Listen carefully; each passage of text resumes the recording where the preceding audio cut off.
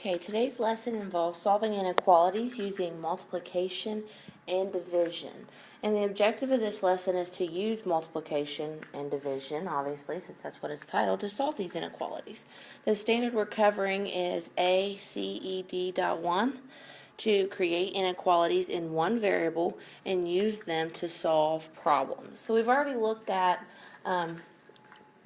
inequalities involving addition and subtraction, and this is very similar to the same process as solving equations using addition and subtraction or multiplication and division, except for there's one little rule that didn't apply to equations that does apply to inequalities, and I want to start off by explaining that. Okay, so let's just say that we have 2 and 3, and I ask you to compare them with greater than, less than, or greater than or equal to, or less than or equal to. Okay, so we could say very easily that 2 is less than.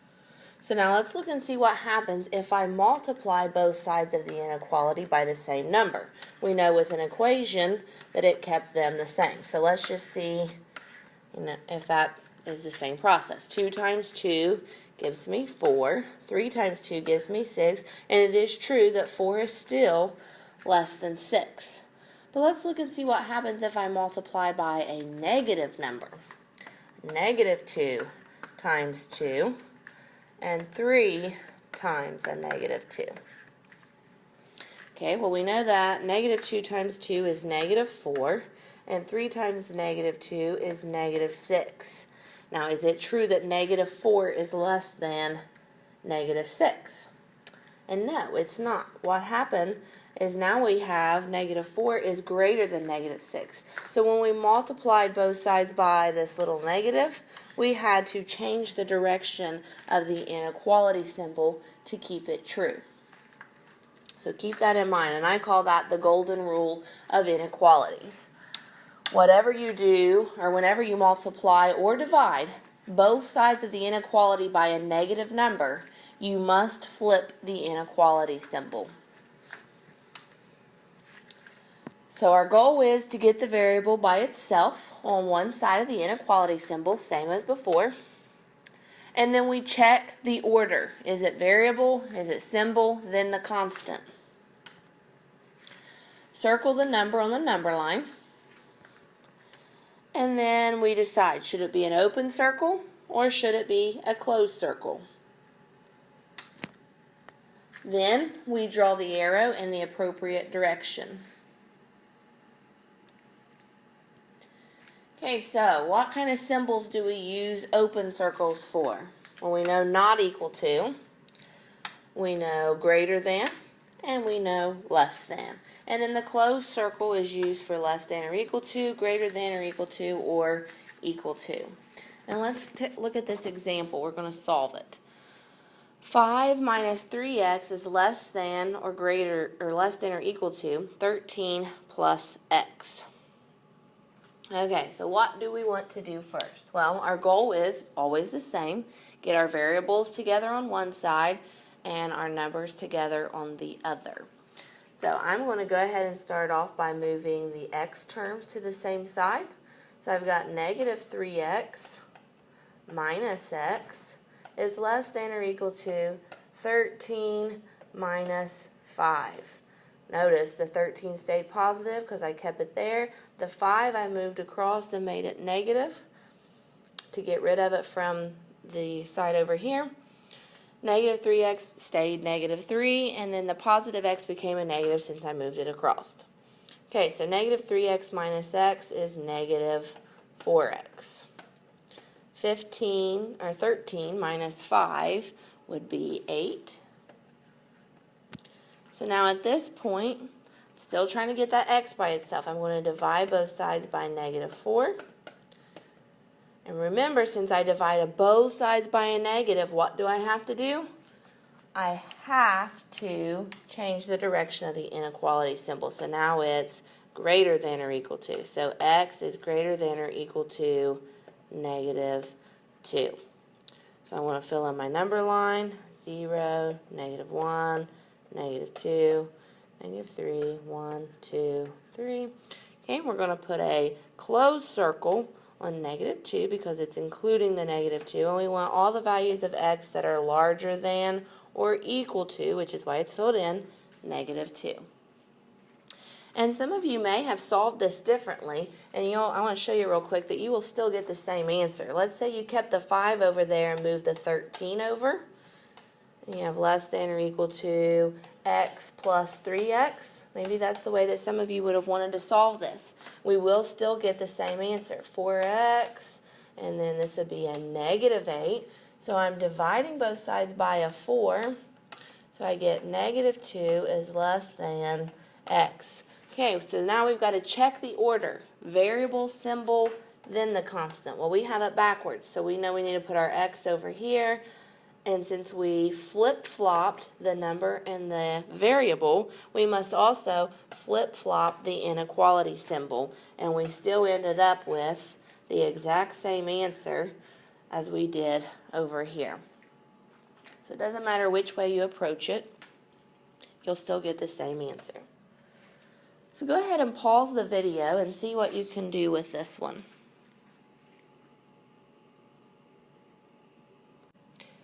Okay, so since it says x divided by 3 is less than negative 2, we know that to get x by itself, we must use the multiplication property of it.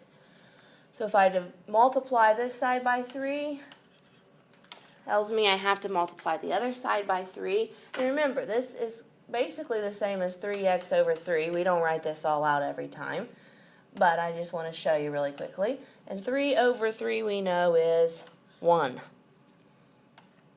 Okay? 1 times x is just x. So I have x is less than negative 6. And some of you may be thinking, well, why did she not flip the inequality symbol? There's a negative 2. Well, remember, it's if we multiply both sides by a negative. And the number that I put on both sides was a positive 3. So I do not have to flip my inequality symbol. And I'm going to go here to negative 6. I put an open circle because, notice, it does not say equal to. So we don't want to include the negative 6. We're just saying we're starting at negative 6.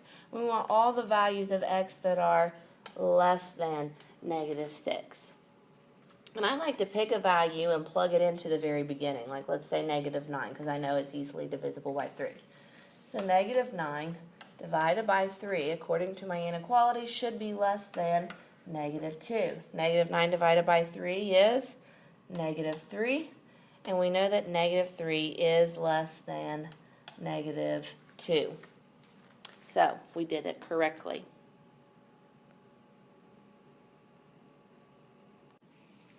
Okay, I'm having a little bit of trouble again. My thing is lagging, so sorry about that. I hope at least the recording part should be working.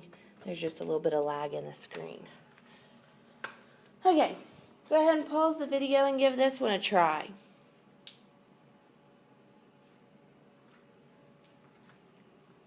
What do I need to do to get C by itself? I'm just going to circle the C, so remember, that's what I'm trying to get all alone. Okay, so I know that this says C divided by 8 is greater than 1/4. So to get C by itself, we can multiply by 8. Whatever we do to one side, we must do to the other. I'm just going to multiply it by 8 over 1. Because really this is 1 over 8. So I can see that I have an 8 in the numerator and an 8 in the denominator. 8 over 8 is 1. 1 times C is just C.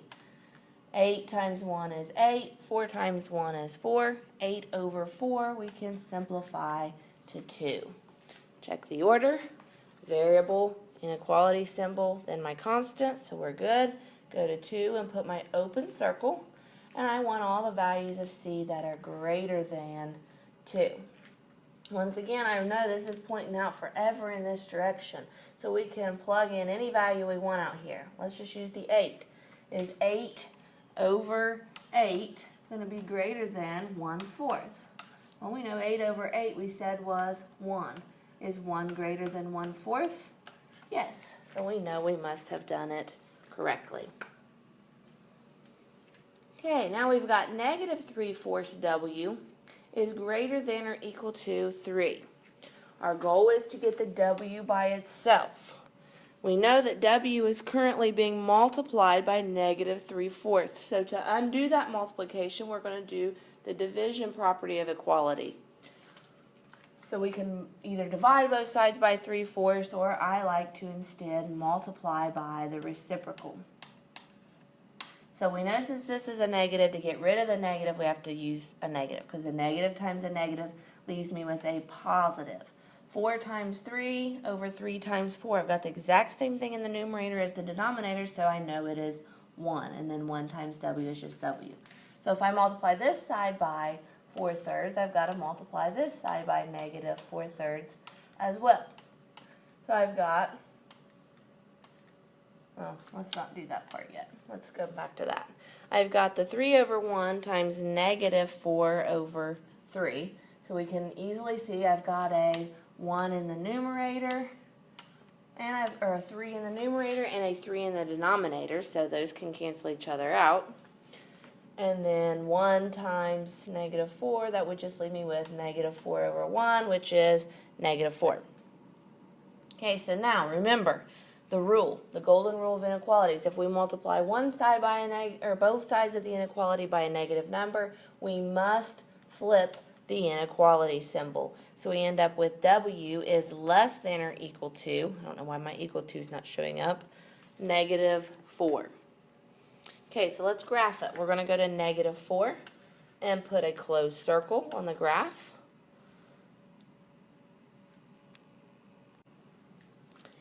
And we want all the values of W that are less than or equal to that negative 4. So we're going to go in this direction. And we can plug it back into the original problem. Okay, let's just look at negative 8. We're pointing towards negative 8, so we're going to plug it in. Negative 3/4 times negative 8 should be greater than or equal to 3. Okay, a negative times a negative makes it a positive. I know that 3 times 8 is 24. 24 divided by 4 is 6. So is 6 greater than or equal to 3? Yes, that's true. And if we look here, the negative 8 is less than or equal to negative 4. So it's true for my simplified inequality and for the original problem. So we know that we must have done it correctly. Okay, let's try the next one. Multiplying by a negative number. Now, remember on the test, the previous test we had, when we were doing cross products, a lot of people forgot to attach the negative either to the top or to the bottom. So I would rewrite this problem right off the bat as a negative n over 3 is less than negative 1. That way we can easily see that the negative is attached to the n, and that way we're not dealing with it twice. Okay, so to get rid of the 3 that is being divided by, I'm going to multiply both sides by 3. 3 over 3 is 1, so I'm left with negative n is less than negative 3. So now at this point, we know we don't want that negative there, so we're going to divide both sides by negative 1. And if I do that, the golden rule of inequalities tells me that I must flip the symbol in order for my inequality to remain true. So we're going to go to 3. We're going to put an open circle, and I want all of the values of n that are bigger than 3. And we can go back. It's pointing towards 9. Let's see if that's true for our original inequality. Negative 9 over 3 is less than negative 1. Remember that this negative didn't come from a point to a negative 9. The negative came from the problem. It's pointing towards a positive 9. So 9 divided by 3 is 3. Then times it by the negative. It's negative 3. And negative 3 is less than negative 1. So we must have done it correctly. Okay. So let's look at a word problem here. It says you walk dogs in your neighborhood after school and you earn $4.50 per dog. How many dogs do you need to walk to earn at least $75. So I always like to think of what the words at least mean. Would I want to earn more than 75? Do I want to earn exactly 75? Or do I want to earn less than 75? Well, if I'm earning at least $75, that means I'm okay with earning more or exactly 75. As long as I get to my $75 goal, of course, it'd be great to earn even more money. So I'm going to go ahead and put that. Whatever I earn, this over here is going to be what I earn. I want it to be either more than or the same as 75. So now, how do we figure out what goes on the other side? Well, I'm earning $4.50 per dog. So it depends on how many dogs I am walking, how much money I'm going to make. So $4.50 per dog. I'm going to find my variable where x equals the number of dogs. Maybe you want it to be D, since we're starting, dog starts with D. Doesn't matter either way, whatever variable you want. So now we got to think about how to solve this inequality. We want to get the x by itself. So we know that we should divide both sides of our inequality by $4.50. So $4.50 divided by $4.50 is 1. 1 times x is x. X is greater than or equal to 75 divided by $4.50. I'm going to type that in a calculator so I don't mess this up this morning. And that is 16.6 repeating, or 16 2/3. Okay, so let's think about this. So the number of dogs has to be greater than or equal to 16 2/3. Can I have 2/3 of a dog? I guess we could, but that dog is not going to be very healthy. So let's not think about the 2/3 of a dog. That's weird. Instead, we're going to say that I need to walk at least 17 dogs. So to answer this question, how many dogs do you need to walk to earn at least $75? Well, I must walk at least 17 dogs. I encourage you to stop and think about this for a second. You know, if we only walk 16 dogs, $4.50 times 16 would only be $72. We don't want to earn $72. We want more than 75 or exactly 75. So if we walk 17 dogs, $4.50 times 17, that gives us $76.50. So yes, we exceeded our goal, but we met it. We not only met it, but we met and exceeded our goal, I should say. So we must walk at least 17 dogs. Okay, I encourage you to pause the video once again and give this problem a try. A student club plans to buy food, that's the wrong kind of buy, that should be B-U-Y, for a soup kitchen. A case of vegetables is $10.68. The club can spend at most $50 for this project. What are the possible number of cases the club can buy?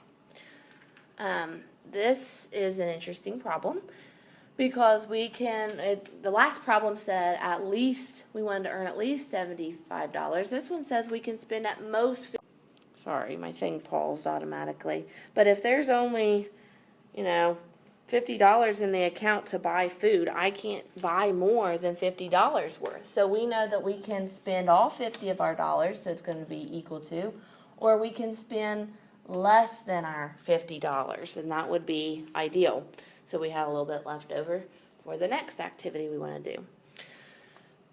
So a case of vegetables is $10.68. So it's $10.68 per case. Once again, somewhere I would define my variable that C is equal to the number of cases.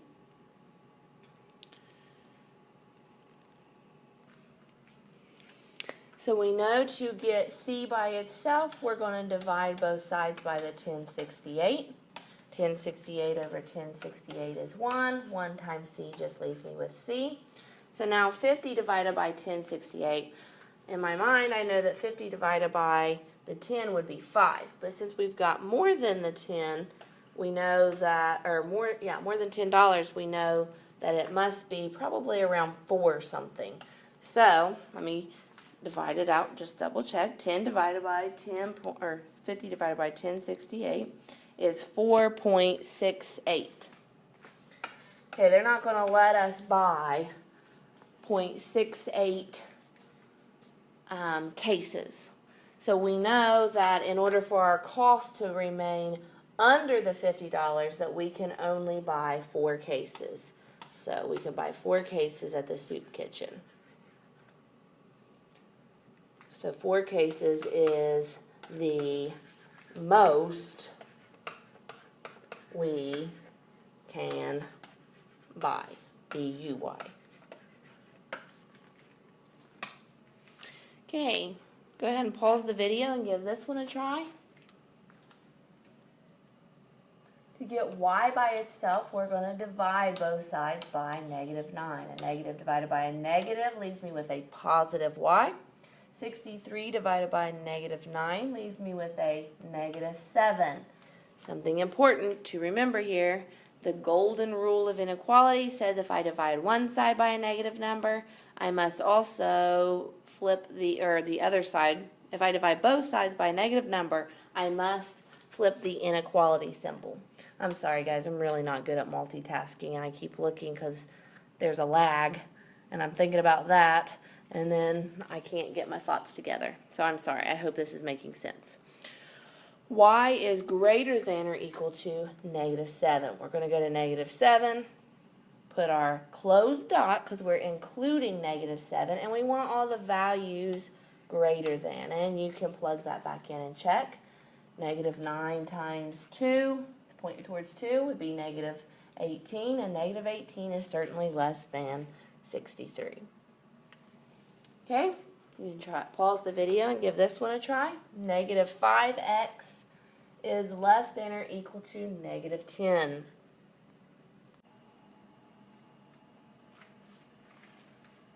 Okay, we know to get x by itself, we need to divide both sides by the -5.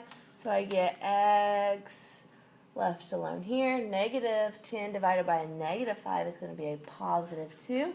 And we know the golden rule of inequality states if we divided one side by a negative and the other side by a negative, we must flip the inequality symbol. So we're going to go to 2, put our closed circle because we're including the 2. That is a possible solution. And we want all the values of x that are greater than 2. So we can plug that back in. -5 times 2 should be less than or equal to -10. It is equal to, let's look at 3. -5 times 3 should be less than or equal to -10. -5 times 3 is -15, and of course -15 is less than or equal to -10, so it is correct. Okay, we've got example 9. This one involves several steps. Let's give it a try. So we could distribute right off the bat, or we could get rid of this fraction and multiply both sides by the reciprocal. And personally, I prefer to do that because I don't want to deal with that fraction. So since this fraction is being multiplied by everything in the parentheses, we know to undo that multiplication, we can use multiplying by the reciprocal or division. So I'm going to multiply by -3 over 2 on this side. And I'm going to multiply by -3 over 2 on this side. So -3 times 6 is -18 over 2. Or we could have simplified and said 6 divided by 2 is 3. 3 times -3 is -9. Either way is correct. I'm going to go ahead and flip my inequality symbol before I forget, because we know since we're multiplying both sides by a negative number, we've got to change the direction of that symbol. So 2 times 3 is 6, 3 times 2 is 6, 6 over 6 is 1, so my fraction is gone, and I'm just left with the 7x minus 2. Now this problem looks much easier to solve because we don't have those ugly fractions hanging over our head. So I'm going to add 2 to both sides. That's gone. I have 7x is less than negative 9 plus 2 would be negative 7. To get x by itself, I'm going to divide both sides by 7. I get negative 1 is less than x. Check your order. We want variable, then the symbol, then the constant. So since I flip-flopped the variable and the constant, I've got to flip-flop my symbol. And I want all the values of x that are greater than negative 1. And we could plug this back in and check it. I encourage you to pause the video and do that. So main thing from today's lesson that I want you to make sure you put in your memory bank is that when you're solving inequalities using multiplication and division, you've got to be really, really careful. If you divide or multiply both sides by a negative number, then you must reverse the direction of the inequality symbol. I encourage you to get on Google Classroom, go back to Google Classroom and click on the questions that I left for you and try them. Try them first, then go back and check your answers.